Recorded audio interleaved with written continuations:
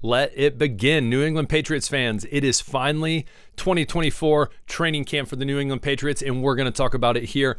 My name is Aaron. This is Sports Talk Patriots, your one-stop shop, for daily Patriots content. So do me a favor, hit that subscription button, hit that like, comment below, the little bell, and we will get rolling. So training camp, a lot of questions going into training camp, really on the offensive side of the ball. So today what we're going to be talking about is breaking down those players, kind of looking at a projection of what we believe to be the final 53-man roster going into this 2024 NFL season. Questions, concerns, all these different things, possible changes, who knows? We're going to talk about it here. So we're going to jump in, a little offense. Here we go. Make sure everything's ready. First off, we're talking quarterback. Now, a lot of you I know have talked about how, hey, at the end of the day, Aaron, the best quarterback needs to be out there. I agree 100%. I agree 100%.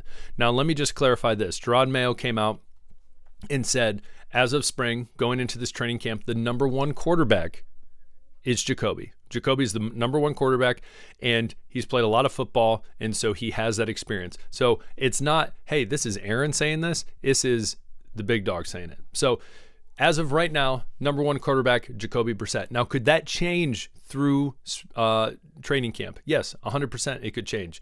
I do think, and I've said this before, if we finish training camp and they are pretty even, I think that Jacoby's going to get the nod instead of Drake May. I say that because, again, experience. He's done it before. He's been in the NFL for a while. You could consider him a journeyman now. So that is what I believe. I think, and I do think week one, the most likely situation will be Jacoby Brissett starting.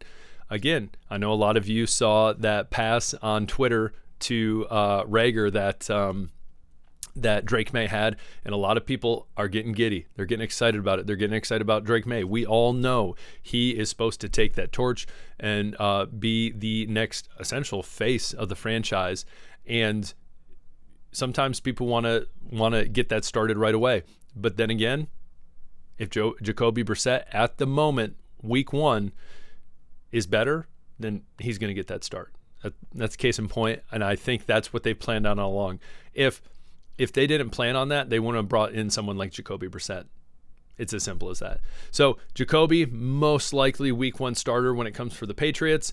That means our boy Drake May is going to be number two. And again, that doesn't mean that Jacoby plays a couple weeks and then Drake May comes in. And a lot of you had made some solid points, and I've said this too. I've preached this.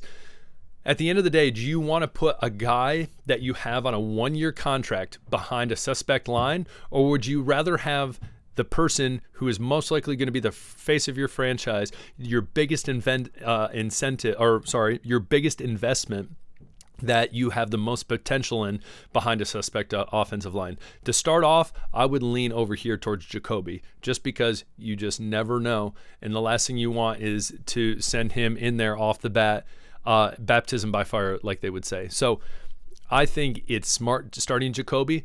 Then again, I will repeat this so people don't get all heated. If Drake May at the end of training camp is clearly better, then he should start. I don't disagree with that. If he is clearly better, we shouldn't be playing games where it's like, well, it's just, well, yes, Drake May looks better and he's playing better, but no, put out there who you think the Patriots will have the best chances of winning with. That's what they need to do. All I'm saying is, I believe at this point in time, week one starter will be Jacoby Brissett. Second string will be Drake May, eventually taking that torch, okay? So all the people in there getting all crazy, saying, oh, this is football, it's a competition. Yeah, I know, that's true. But again, you got to use your brain. You got to make sure, hey, you don't want to throw someone in there that's not ready to go. It works sometimes. It could work for him. And who knows, maybe week two he gets in there, week three, you never know, okay? So I think that's what it's looking like. Now, for that third spot, before I scroll down to that, I think that the third spot, you could go either way with it, Bailey Zappi or Joe Milton. And so I honestly get the leaning towards Zappi just because he has the in-game experience. Again, Joe Milton is an athletic freak. He is crazy. I've said before, I think it's possible he has one of the strongest arms, if not the strongest arm in the NFL. I saw him play at Michigan, saw him play at Tennessee. Does he have touch on the ball? Does he have that finesse? No, not necessarily. Anything within 20 yards, he's overthrown by 30 because the man has a cannon. Now, if he's in there and we got to throw a Hail Mary from our own 40, then Joe Milton's the one who's going to be throwing the ball. But when it comes down to or your own 30 or your own 20, it's obviously a joke. But I think you genuinely could go either way. I think you could go either way because let's say Jacoby, just a hypothetical, Jacoby gets hurt. Drake May obviously is going to take that spot. He's going to be the next person up. Then who's your second string quarterback? Do you want Joe Milton, who again doesn't have that NFL experience? But then again, we go back to if Joe Milton has more of the upside at being that third string quarterback, then obviously take him. I think what wouldn't be a bad situation is if Bailey Zappi got that third spot and then put Milton on the practice squad and then kind of went from there. Because I do believe that Zappi will get picked up by another team. It might start off on a practice squad, but I think he'll find something out. And so the question is, I don't know. I kind of see Zappi as a Brian Hoyer, my boy from Michigan State. Let's go green. Where is he the best quarterback? No. Is he an NFL starting quarterback? No. But does he bring leadership? Yes. Is he smart? Yes. So those are nice. But then again, Milton has a lot of that upside. There's a reason they drafted him. So Joe Milton, I would say as of right now, though I could see a lot of different scenarios happening. I could see him be in the practice squad, but I think he will be the number 3 quarterback coming out of training camp. Then again, you never know. So that's the quarterback situation. Comment below what you think when it comes to the quarterbacks. What would you like to see? I know I had some people getting really heated in the comments, and I was laughing pretty hard at a lot of them because it was just like, listen, I just love talking football. I love the New England Patriots. They're my FC team. And people are like, oh, well, why, if you know so much, why don't you coach the Patriots? Again, I just teach PE, guys. I'm just a high school PE teacher that loves football. Just here for a good time. So, running to, pun intended, running backs. Ramondre Stevenson, clear number 1. And if you haven't watched one of my videos before, we talked about 7.5 is that number. Is he going to be over that many touchdowns this year or under that many touchdowns this year? If you didn't comment on the other one, comment below. What do you think, over, under? I think if this offensive line is serviceable, that I'm leaning towards the over. Again, I'm a glass half full type of person, so I'm always a big over guy, which can be to my detriment at times, especially financially, but we're not going to talk about that. So Ramondre Stevenson, clear cut number 1. Number 2, Antonio Gibson, if you've seen in the news recently, and if you didn't know, he came from the Commanders. I'm sure all of you know that. He did pretty well running the ball and catching it out of the backfield and did some returning. So that's another question. Hey, could Marcus Jones and himself do returning, or is it Rager? What's that going to look like? I've even heard Bolden is a possibility, so we'll see when we do, especially with all these new kickoff rules. But that being said, Antonio Gibson had a undisclosed non-football injury, and so it was kind of weird. It seemed like it was kind of out of nowhere, but from everything I've read, it says he should be back relatively soon, and so that shouldn't be bad. I would argue there are some great running back duos in the NFL. I think Ramondre Stevenson and Antonio Gibson have a potential to be in that top 10, top 5 category. And I know you might be thinking, that is insane. Yeah, it could be. But again, they have a lot of potential. If that line is serviceable, or even that line comes out and surprises us, you never know. So again, Antonio Gibson, non-football related injury, should be back soon. No biggie. And then that third spot, again, it's again, do you want young talent there? What do you want? I've done a video before on how there's a lot of serviceable veterans out there that could take over that 3 spot. One person in particular, Kareem Hunt, bring him in on a 1-year contract, probably do a veteran minimum, and see where it goes. I don't think it would hurt. I believe that there's other players like Josh Kelly. I can't remember who else. I don't believe Dalvin Cook, but I'm just throwing some names out there. Is that something that is a possibility for the Patriots? I think there's been times it seems like from everything I've looked into that they've leaned that way. But then again, what's the point in these past draft years taking these running backs? If they truly don't see anything in them, I guess throw one on the practice squad or just get rid of them at this point. So. But yeah, at this point, if they stay the course, Kevin Harris at that third spot, and we'll see. And you just never know. All right, wide receivers. One of the position groups I have loved to talk about this offseason, just because I feel like there is a lot of promise in this group, a lot of young talent. There's a reason that the Patriots took 2 wide receivers is because they needed a lot of help. And if you did not know, making the trade with the Chargers going up and getting the Patriots' 34th pick, we dropped back to the 37th, get Polk, and then we also got the 110th pick and took Baker. So instead of taking that lad guy, whatever the Chargers took that apparently Harbaugh really loved, we got 2 solid guys that have been rumored and have been talked about to have a ton of potential. Polk coming from Washington, high-flying offense, and as well Baker coming from Gus Malzahn's UCF offense down in Florida. And so a lot of potential, and a lot of people even leaning towards saying Baker. What's wild, you can read one thing saying Baker has the potential to be number 1, and then you read something else that says Polk has the potential to be number 1. So it's going to be interesting to see during training camp, going into preseason, into the start of the NFL season, what all that is going to look like. But back to wide receivers, specifically making this roster. Polk, that's a given. Jalen, hopefully he's going to be great. Pop has a potential to have a great season, hopefully playing that slot. Last year was the leading receiver on a team that was depleted offensively. And honestly, I'm in probably, my wife would tell you, way too many fantasy football leagues, but there's been a couple leagues that I've tried to get him just because I think he has a potential to have a breakout year. I hate using the term poor man, but I've seen a lot of things saying poor man's Tyreek Hill, and so the guy from Liberty, I think he has a lot of potential this year.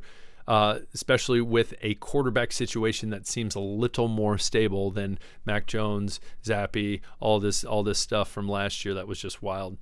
Kendrick Bourne obviously had the ACL injury last year, so coming back this year, they think that he can still be a huge part of this offense. I do too. And so the question is, how is everyone going to fit? So if Polk and Baker do come out and they're doing great, well, then how is that going to look in relation to Bourne? So I think that's going to be one thing to look for, especially in training camp, is how has Bourne came back from this ACL injury, and then how are these younger guys doing? Because again, I truly believe that you can see the Patriots wide receiver core go from one of the least productive, arguably you could say one of the worst in the NFL, to this year like making some leaps and bounds. A lot of potential there. So then we look at Javon Baker. So he, again, potential number 1. You never know. Lot size, goes up for the ball.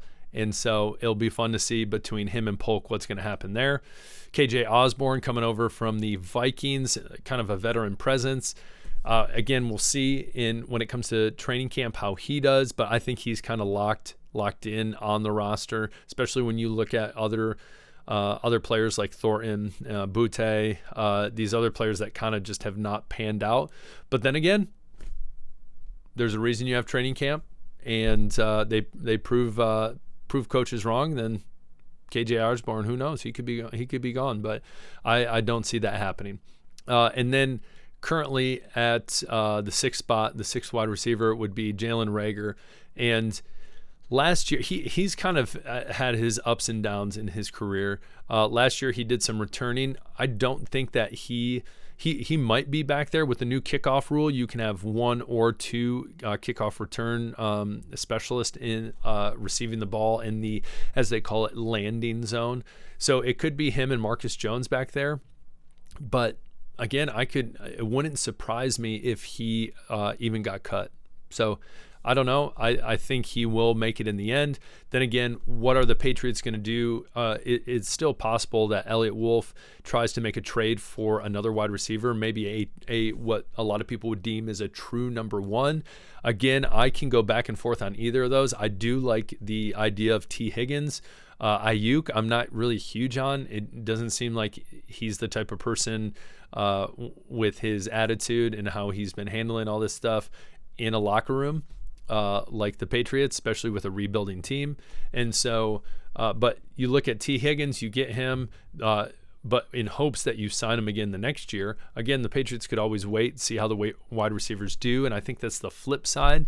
And that's the side I've been leaning more towards is, hey, there's young talent on this team. Let them prove themselves. We're in a rebuild year. We're not necessarily in a rush. So I think that's a great way of looking at it. Now you notice we jump right to tight end. So from tight end, you notice Juju's not on there. And if you watched our video yesterday, and I will tag it at the end of this video so you can check it out. But Juju, if he's gone, if we're dropping him, apparently there's teams out there that are interested in him. So if we're going to drop him, we might as well trade him to someone. If we can trade him, get some draft capital. And in that video, that's what I talk about. But that'd be a no-brainer. If he's not going to make the roster, hey, get something from him. Save $7.5 million cap space. Very smart. Now, one of the most reliable offensive weapons in the past couple years for the Patriots has been Hunter Henry. The other day, I accidentally had dyslexia. My fault. Dyslexia. There we go. We make mistakes. This is live. I said Henry Hunter. That's my fault. Hunter Henry. When you got two first names, I'm sure that happens all the time. But reliable tight end.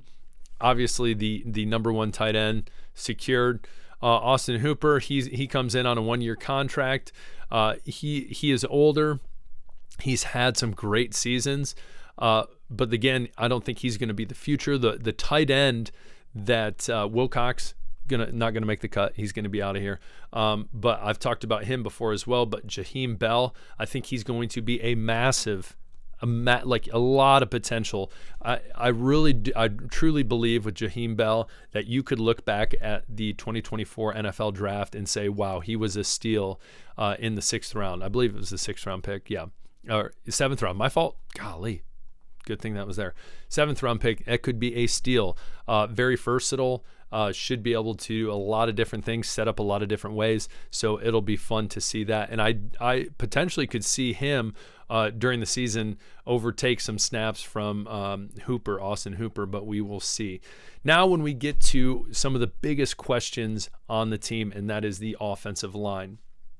And I think if you've seen videos as well as I've talked about in the past, I think there's some possibilities of making some moves on the offensive line. Owenu is, he obviously just got that new contract. If you don't know, he went to the University of Michigan. I'm telling you that just because I feel like there's a lot more Michigan people on here than you would think. Michigan, Michigan State, Eastern Michigan, Western Michigan, there's quite a bit. But that being said, he played right tackle last year, did well, obviously got re-signed. And so the big question is, though, he has played guard before. So the question is, with Cole Strange out, being hurt, and who knows how long he's going to be out at the moment, if they're going to try to get him back soon. If things aren't going bad, I don't think they're going to try to. I know a lot of you think that he is towards the end of the road when it comes to the Patriots. So who knows what happens with him. But Owenu, there we go, gee whiz. I feel like they could really... this training camp see like, hey, if he's comfortable at right tackle, sure, leave him there. No issues with that. But then again, we have, let me scroll down. Where's my boy? Caden Wallace from Penn State. He's a dog. And he also, in college, played, guess, right tackle. So could he step into that role at right tackle? Owenu go play guard. on the other side of, where's our boy? You're like, why are you scrolling so much, you son of a gun? Here he is, City So. All right, so hear me out. You have Wallace, right tackle. Then you have Owenu, I believe would be right guard. I can't remember. I'm probably getting them mixed up in my head. If I am, I'm sorry. David Andrews, center. Then City So, and then Okorafor at left tackle. So I think that has a huge potential to be the offensive line. But again, Nick Leverett, he has experience. He played at Tampa Bay, came over to the Patriots. Is he someone who's going to fill in at guard? Obviously more experienced than Wallace and as well Robinson, who are both drafted.